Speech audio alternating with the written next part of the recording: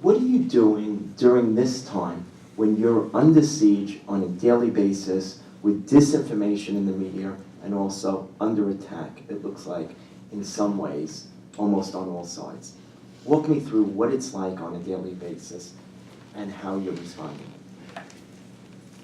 Well, that's a very good question, Joe, because as was kindly said in the introduction, it was those years learning on the job with the princess that I learned a bit about how to be an advisor in communications, which I now do. And I learned not through theory, or let alone going to college to learn about it, I learned through the day-to-day stresses and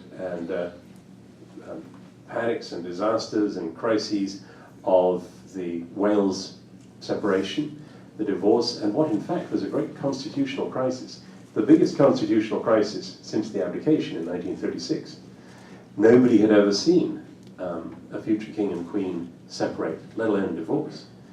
So we were in uncharted territory, and in fact, because I'm a bit of I enjoy history and was aware of the historical context of what we were doing, there isn't a written constitution. It's not like this country where there is a document and its amendments to which we can refer. The British Constitution is sort of made up as it goes along, and it's a lot of precedent and tradition and some case law and parliamentary acts. But in this case, there was no precedent we could draw on, nothing we could look up in the history books to see what we should do next. So it was essentially a case of following our own moral compass. And whatever storms were blowing in the media, in the newspapers, and on TV,